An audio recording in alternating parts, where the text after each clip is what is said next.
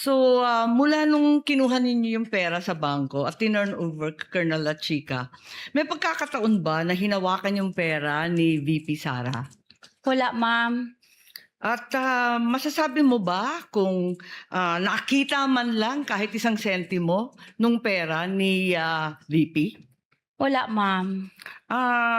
Pwede mo bang sabihin o alam kung kinuha, inangkin, inagaw ni VP kahit isang sentimo nitong confidential funds na to? Hindi ko nakita, ma'am. Ay, ganun pala eh. Pero ang alam ko, kanina sinabi mo, yung liquidation and supporting documents, ito ang responsibilidad ninyo na iprepara yung mga dokumento para sa COA at sa mga opisyal. Tama po ba? Yung mga documents, di ba yun ang trabaho mo bilang SDO? Kasali po yun, ma'am. Nung naghahanda ka nitong mga papeles na to, katabi mo ba si VP? Para tignan yung mga daan-daan, libu-libong mga dokumento tungkol sa confidential funds. Nandun ba siya? Wala po siya, ma'am. Nag-base lang po ako, ma'am, kung paano yun gagawin po doon sa GC, ma'am. Tinitignan ba niya yung bawat isa ng mga acknowledgement receipt, yung iba't iba pang papel for personal authentication? Tinitignan ba niya yan? Basta, ma'am, yung mga acknowledgement receipt, ma'am, galing po yun kay security officer, ma'am, at binigay po niya sa akin, ma'am. At siya bang nagbigay sa iyo? Inabot ba niya yung mga resibong yan na tinatanong ngayon ng prosecution? Inabot po sa akin, ma'am, na naka-envelope po ng brown envelope ni security officer, ma'am, na si Colonel La Chica, ma'am. Si Colonel La Chica at hindi si VP Sara ang nagbigay sa inyo ng mga papeles.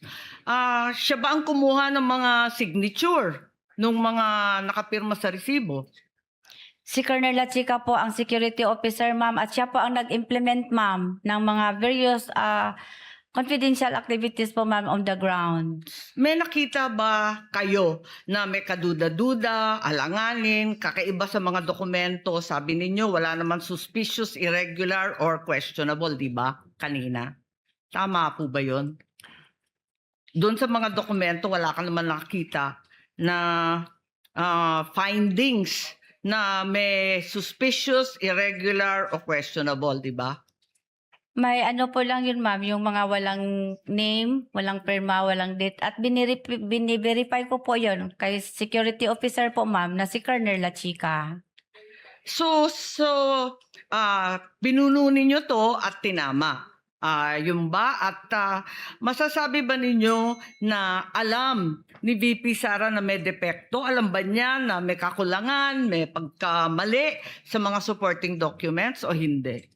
Wala akong alam, ma'am. Last question na lang po, kumusta yung asawa ninyo na binisita ninyo? Alam ko, undergoing treatment sa Davao. Hindi po maganda, ma'am. I'm sorry. I'm sorry also, Pakaila pinagdadasal ko, namin ma'am. siya. I'm sorry. Thank you Sorry po. That will be all, presiding judge.